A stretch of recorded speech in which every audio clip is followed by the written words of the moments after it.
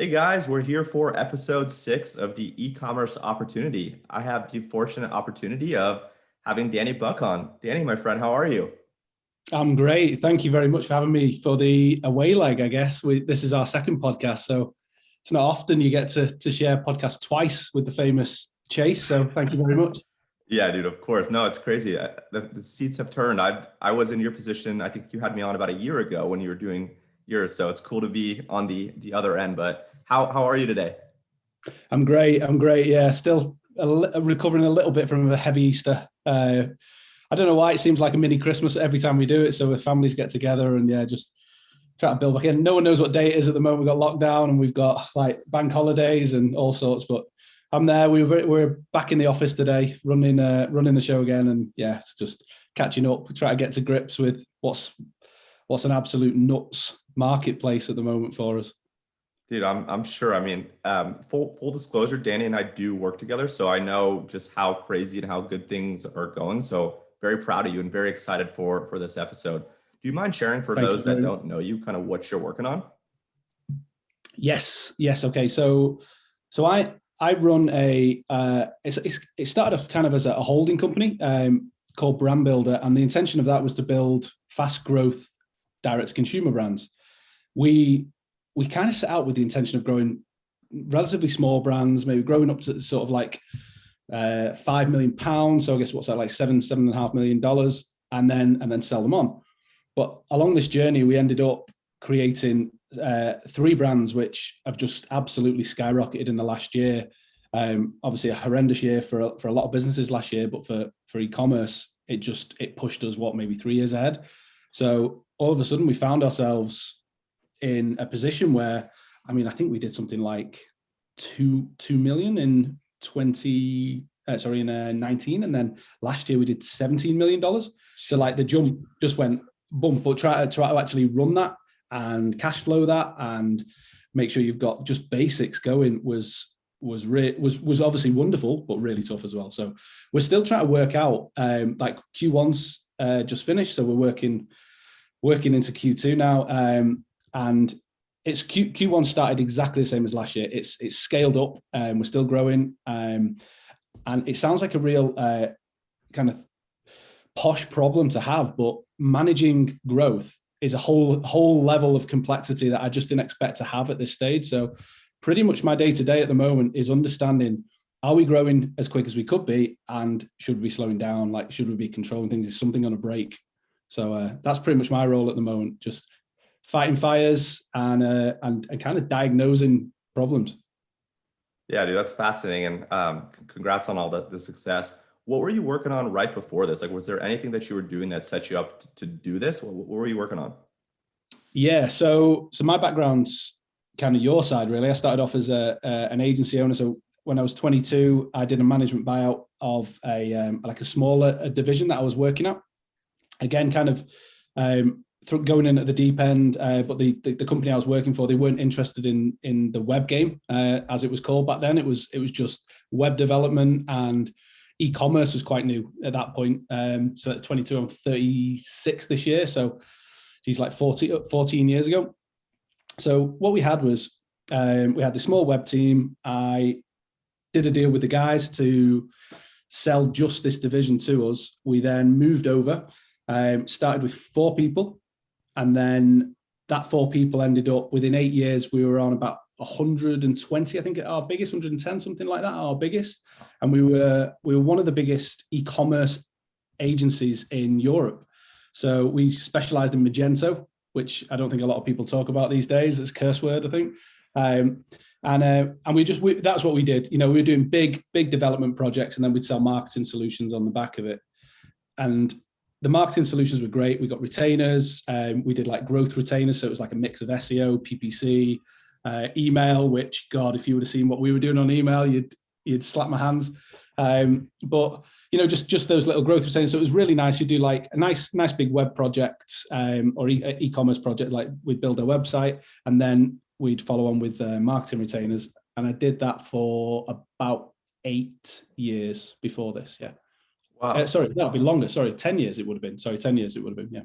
Wow, you were in e-commerce before it was even cool or really, a thing. That's awesome. Can you walk me Yeah, it through was like your ugly. decision? Like, how did you go from owning this agency for 10 years to deciding to want to build and own your own brands?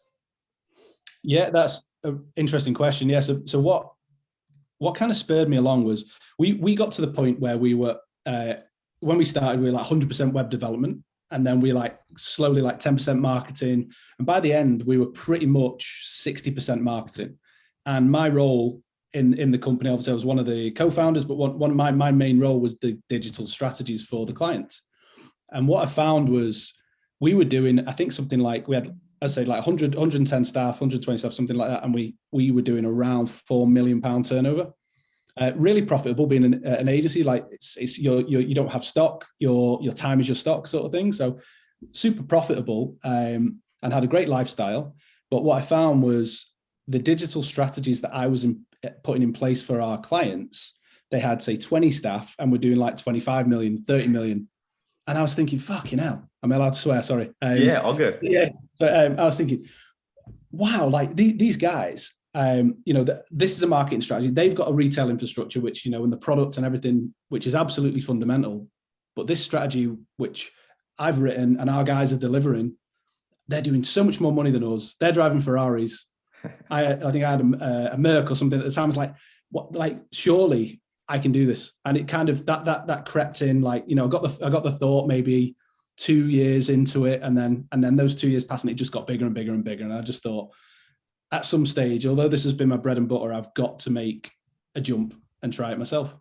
And the itch got stronger, and that's kind of that was the big decision to just start one of my own brands, and that was it. I basically did a deal with the agency. So there was 4 shareholders at the time. We basically got to the point where we had like a board and an operational board, and I was trying to create SaaS products. I was kind of like, I was the black sheep. I was the one trying to like do other things because I was getting bored with the agency life. It was 10 years in at this point. So it was a long slog. And I think we had a SaaS product, which, now you see in the Shopify store, the guys in the Shopify store did a much better job than me.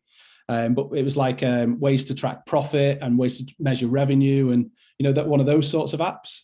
But it didn't really work too well, and I could just see I was trying other things, which wasn't my core business. So I agreed a deal, and I left. In June, and I started. I think it was June 2019. Sorry, that's not true. 2017, and then in October I launched CIRCULR, which is our first brand on Kickstarter. And that's a watch brand, correct? That was a watch brand. Yeah, that was the first one. I had visions that people would buy multiple watches. They would buy a watch a month if I got the price right. That was the vision for it, because I did a lot of fast fashion clients, and I thought I could bring fast fashion to watches, and it didn't work out. I'm not afraid to say it didn't work out in the end. It had a massive like bang in its first year. We spent a fortune, and along this journey of launching my first brand, I did a deal with the agency where my shares would be sold, would be amortized over 3 years. And about 4 months into that agreement, maybe 3 months, maybe they closed the company down. So I was in a position where for 10 years work, I got like nothing of the equivalent. I got some money, but got nothing. That company closed down, and I was left in a position where I'd forked out quite a lot on stock. I had a bad cash flow problem, basically a bad cash flow problem. And I had a brand which was nowhere near profitable because it was so new. I had cost commitments, and we couldn't afford to pay the mortgage. So I had to start doing consulting again, which is where I created Brand Builder. That's where I created so I had CIRCULR, which launched as a CIRCULR Limited, which is like an LLC or something like that, I think. So we launched that, and then I quickly had to create Brand Builder, which was going to be my consultancy. Whilst I just had to just do some calls, do some.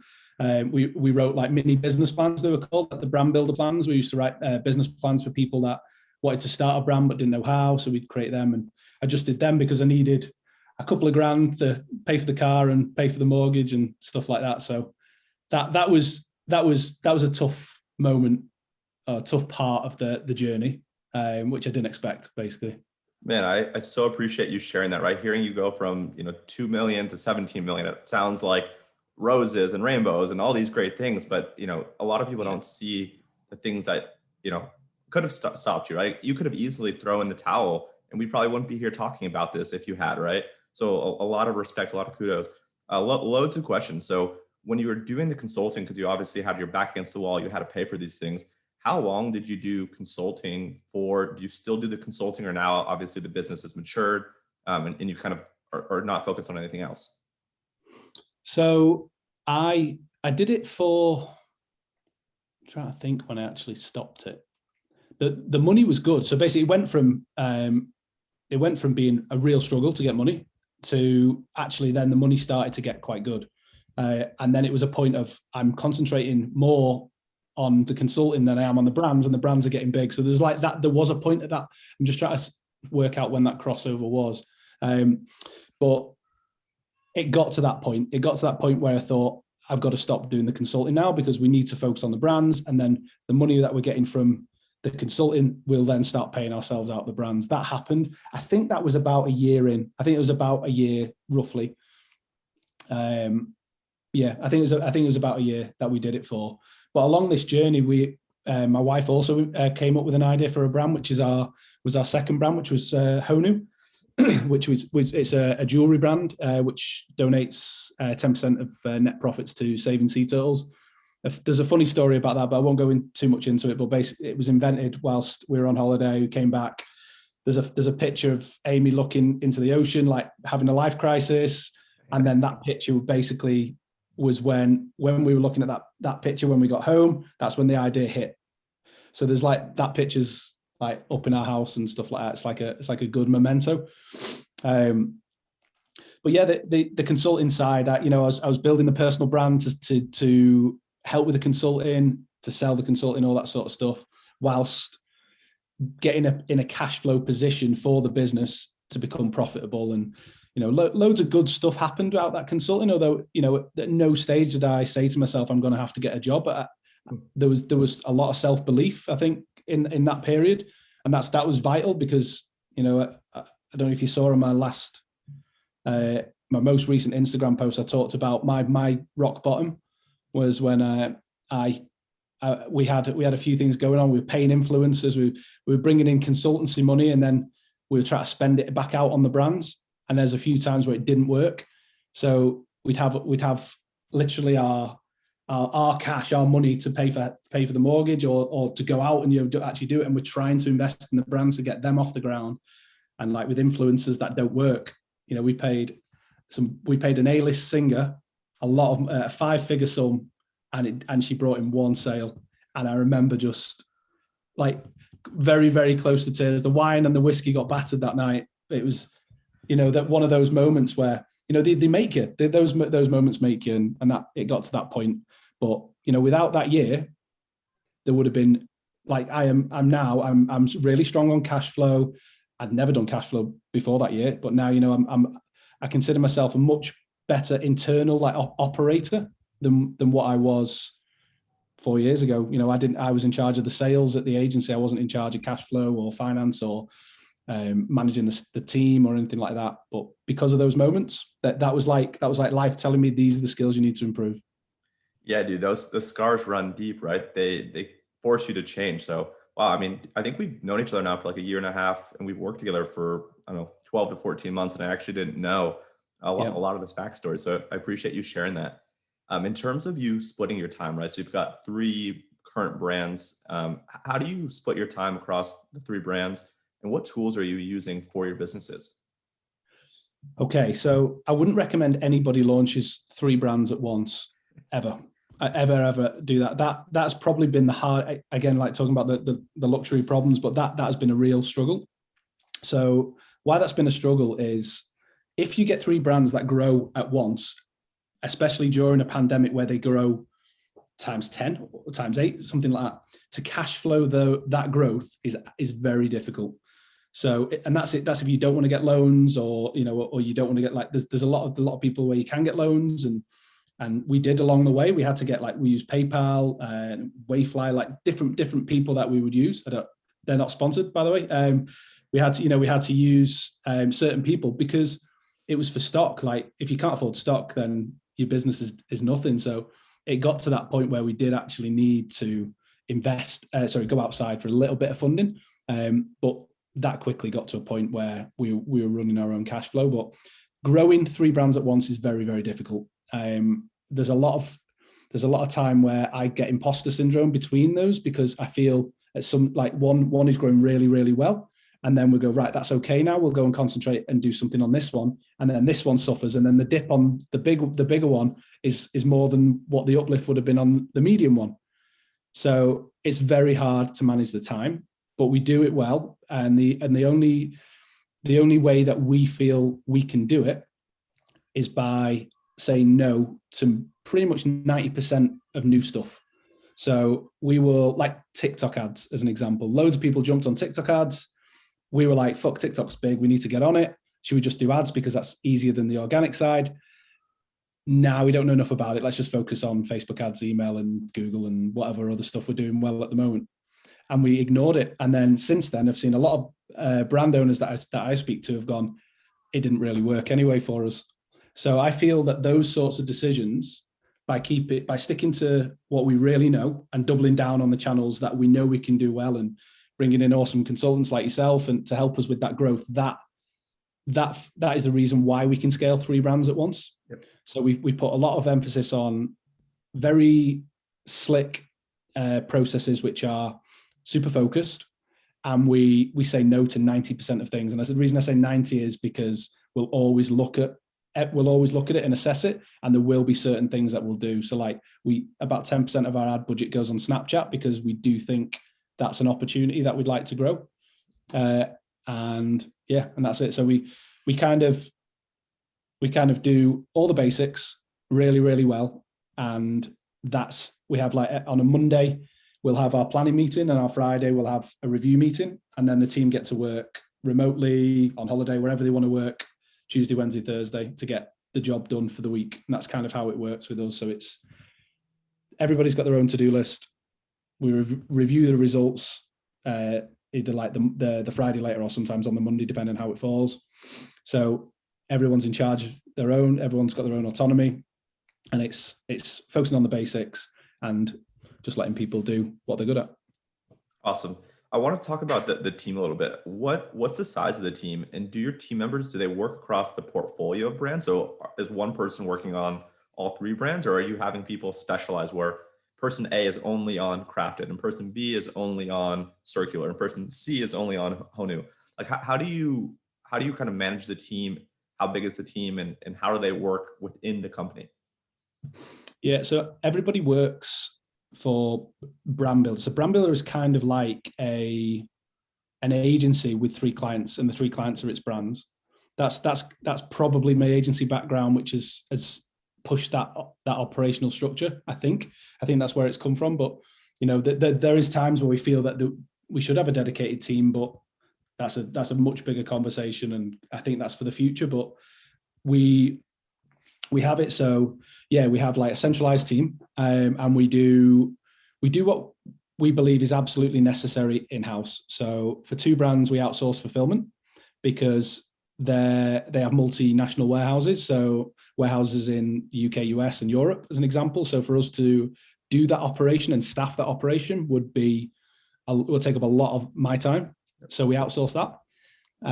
But then for one brand, which is predominantly UK, we do that in-house. So that's an example of like fulfillment. We just have mostly outsourced, but one brand we do in-house. Then the marketing side, that's all in-house with consultants like yourself. We're just working with someone on our influencer side at the moment, obviously self on email, and that's it, consultant wise. We do Facebook ads in-house. There's a reason for that. And that's pretty much it. Other than that, there's finance, legal, they're all outsourced. But we're pretty much a marketing company with a bit of fulfillment And then the process, which I really like, the agency client relationship side, I really like that we've kind of got strategy in house, Yeah. and we do have the tactics are delivered, but we get like different perspectives and point of views from experts. So for us, we look at what we were doing before we met you. Like we were sending campaigns like anybody to everybody, to literally our entire newsletter. And then you guys come in and you then offer expertise and improvements based on what's working outside, and you improve our operation. But that's an ongoing process. Like, so I feel like working with agencies, the new way for us, or the good way for me working with agencies, is getting that consultancy and expertise, I think. Yeah, and dude, for me, I have like this framework on how I think about like how brands and agencies should work together, and a lot of it was honestly kind of influenced by how you thought about working with us, right? You're a seven-figure brand at the time, growing quickly, and instead of bringing us in to do it all for you, you guys wanted to maintain, creative control, but also like the know-how, right? So with Josh on your side and with you, like you guys wanted to learn, and you guys were really hungry to learn, and I think the fact that you guys were paying us, money to basically teach you guys and handhold, for lack of a better word, was actually really intelligent, because now Josh is a beast, and we still have been consulting together, but there's going to get to a point where you probably don't need us, and maybe we've already gotten to that point, but you just know it's a small price to pay to really advance your staff. So I think it's a really cool and interesting thing where when you're a six-figure brand, it makes sense to either do it in-house or find like a cheap freelancer. When you're kind of like low seven figures, maybe it makes sense to outsource some of it, but like as soon as you get closer to like mid seven figures, low eight figures, if you can own that in-house, I think it makes a lot of sense. And the way that you start is as you're scaling. So long-winded, I think the way that you've approached it is really smart. So yeah, hats off to you and the team, and it's cool to see Josh's growth and the email growth of all your companies. And for you, you're basically paying for consulting on one, and you get to apply it to all of them. So I think it's a no-brainer. It makes a lot of sense for someone that does it like you. Yeah, it's I guess that came from a bit of an insight of understanding the agency game as well. Like I believe, in-house, to actually move as quick as we want to move, that either costs you a lot of money with an agency, or it can't be done because you've got other clients, and that's fine. I get that. But the big plus for working with someone with you, like you, is you work with loads of clients. So If there's a trend, if something's moving, like if all of a sudden text-based emails are doing miles better than GIF-based emails, you'll go, you should do this. And then the next email we get, we get that insight, and that's worth an ongoing consultancy. I don't even know. We'll renegotiate our retainer, and then I'll tell you we'll stick with you forever. But yeah, it's that's it for me. It's the ongoing insight, and then we can do it. And on Josh, his attitude's unbelievable, and it's that attitude. That attitude is past the month. So email knowledge across the company has grown. So assist Josh's assistants, or if we've got somebody who's looking to learn in a certain area and he needs help on certain tasks and things like that, that's all come through. But I've always hired based on attitude, not ability. Josh's last job was he was a barman in Gusto in a restaurant basically in England, and his attitude to learn, and that's it for me with people. It doesn't matter if they've got experience or not. It's about the attitude to learn, and then being able to pick it up obviously plays a big part. And that's been great for us on one of the things we wanted to talk about maybe is based on the Instagram questions was culture. And I think culture is that when you're scaling really quick, everyone can be on board and love it and stuff like that. If it starts to slow down a bit, then you really see people's attitudes, and do they want to dig in and help out and stuff like that. And we've seen when we've had our tough moments, the team want to dig in, everybody wants to work for each other. And if somebody's off sick and it's it's customer support or it's social media or something, everybody will fill in for each other's role.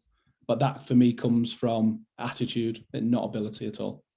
Yeah, look, like at the end of the day, it's a company, but really what you're saying is you've built a family, right? Family is there through the good and the bad, and they will be loyal, right? You're loyal to them. You found Josh, he worked at a bar, right? Not a lot of other people would have given him the opportunity. So he probably feels to some degree that he has a lot of thanks and a lot of loyalty to you, right? So it's really a two-way street where you treat your employees good, they treat you well, and you all grow, right? As the company grows, they grow in pay, they grow in responsibility. So I think that's fantastic. I have one or two more questions, and then I do want to get to the social media questions. Okay. This one's kind of an interesting one. I'm curious to get your thoughts. What's one skill that you've taken from your business that you find yourself using in your personal life? So it's a great question. I I think the biggest lesson that I've learned from this business and the last business, and then what I've started to apply is saying no.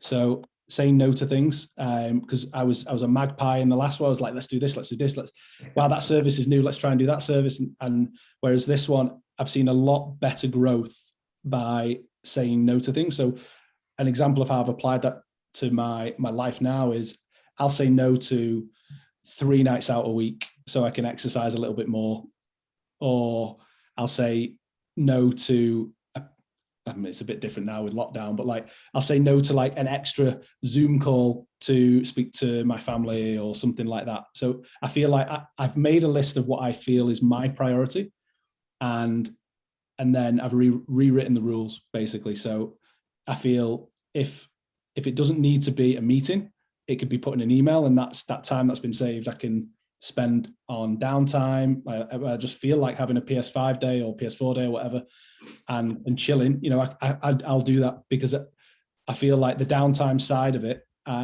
makes the work side a lot stronger. You perform a lot better. And I feel like that's probably the big thing that I've learned, the whole saying no and what's essential side to me. I love that. Whenever my wife now asks me to take out the trash or do the dishes, I'm just gonna be like, hey, Danny told me on the podcast, start saying no more often. We'll see how that goes. I don't know if you've read, do you know Mitch Harper? Have you heard of Mitch Harper, the guy who started Big Commerce? No, I haven't. I was trying to find it the other day. I couldn't find it. But he wrote a really good blog on working out your worth. So work out what if your plan is to sell your company, work out the current profit, the expected multiple, and the end sale value of what you think you could sell for. Divide it by your hourly rate, and then whatever that comes to, then say. So if your wife ever asks you to take out the trash, go, for me to take out the trash, that's going to cost 50 quid, or that's going to cost 200 quid. We can get some, and then flip it that way around. We can get someone to do that for us. And I loved that blog post where basically valuing his time properly. He did that so he could get a gardener. That's fascinating. No, I'm going to check that out. There was one other example. I think the guy that started like the landing page or the squeeze page, he used to say that like everyone thought he was like the coolest guy and he was famous, but like whenever his wife asks him to do things and he says no, she's like, I don't care that you made the squeeze page, the landing page. That has added no value to my life. Go take out the damn trash. So it's just kind of funny. That's really interesting. One more question from me, and then a couple questions from social, and we will do a part 2 because there's going to be dozens of questions that we don't get to. I saw something, I don't know if it was on your Twitter, on one of your profiles, called Building Simple Brands. Is that a book? What is that? Can you talk to us more about what that actually is? Yeah, that's a book. I wrote a book on how we went from basically building brands on the kitchen table to where we are now, which on a run rate to $30 million this year. And it was literally, I feel exactly the same. I'm as happy as I was then as I am now. Like it's about enjoying the journey and what we did along the journey, all the mistakes we made. I feel like I'm really plugging this. It's not a plug on this, but it's basically everything that's happened in my life. I just decided to write it all down. It was called The Truth About Building Brands. So if anyone's bought that, I just didn't. This is me all over, but I procrastinated and I didn't like the title, so I changed the title. So it's called Building Simple Brands, and it's basically what I've done to build the brands, which I class as simple. They're really they're really profitable and they're good brands. But for me, building simple brands is about a lifestyle as well. So pre-lockdown, me and my wife love to travel. That was the whole purpose. How can we build brands which can be run remotely, travel the world, and just be a bit happier, maybe forego a bit of profit for a more stress-free life. And it's the start to finish journey. That's what that is. Amazing. No, I appreciate that. Yeah, I was curious about what that was. All right, so 4 questions from social. You already answered 1, so I'm only going to go to 4 of the 5. And again, dozens of questions we'll get to on the next one. How do you do things that you don't want to do? I find that strange and stupid question. One, you just do them.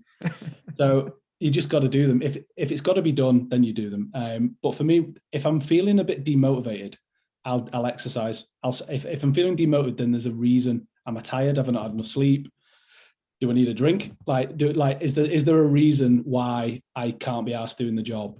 And so I'll understand that, and I'll kind of come to terms with it, and then I'll go, right. So I'm feeling demotivated because I'm a little bit tired-ish, or just can't be asked. So I'll go in the gym, or I'll go for a run, or go for a walk, listen to a podcast.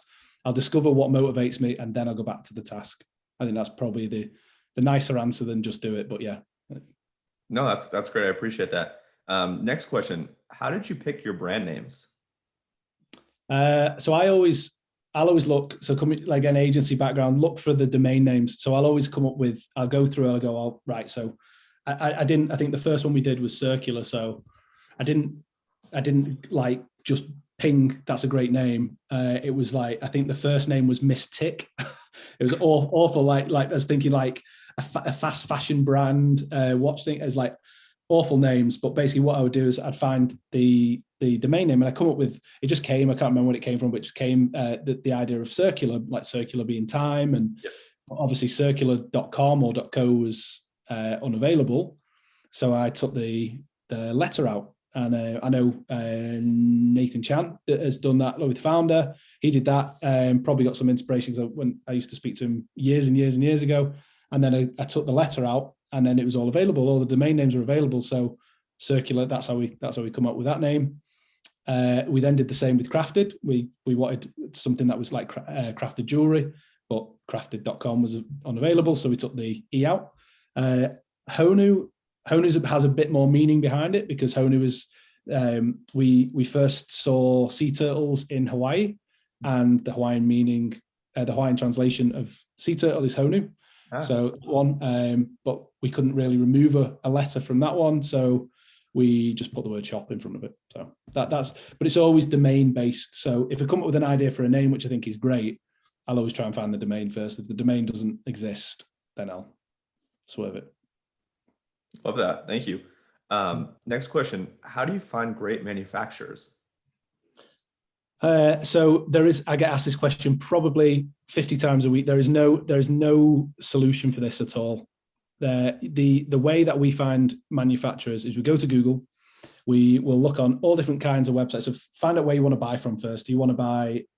Do you want it to be sustainable? So you want to buy locally and domestically, or do you want to buy it from like sustainable places like Portugal? Find out where you want to buy it from first. Then start Googling as much as you can, and then send emails, and then wait till you get replies and start judging the supplier based on their communication. Let that be your first kind of wave of cutting off suppliers. If they're awful at communicating, it's not going to work. So we remove that bit.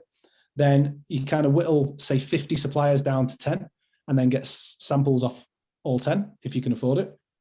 And then you've got an assessment based on communication, which you've now done like first wave. Second wave will be cutting out, I shouldn't be talking about waves and pandemics.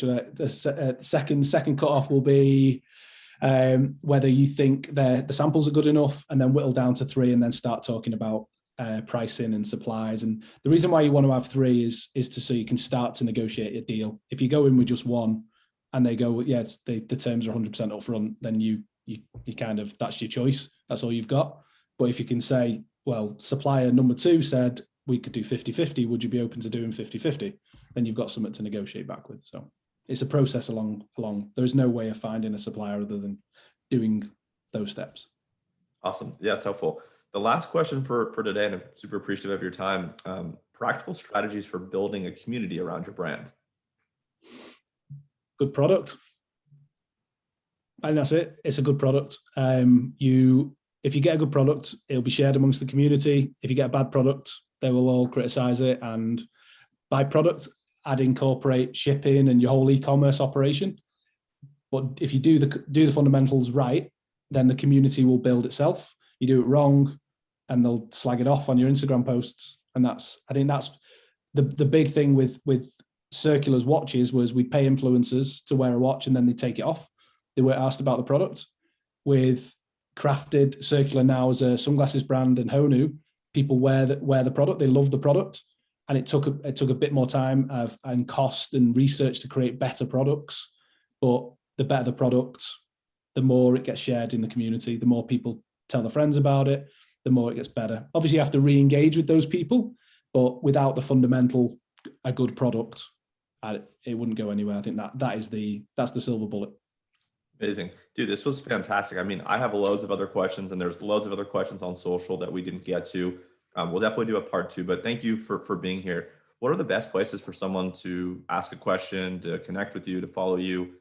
Is it Twitter? Is it Instagram? Is it both? And what are your handles?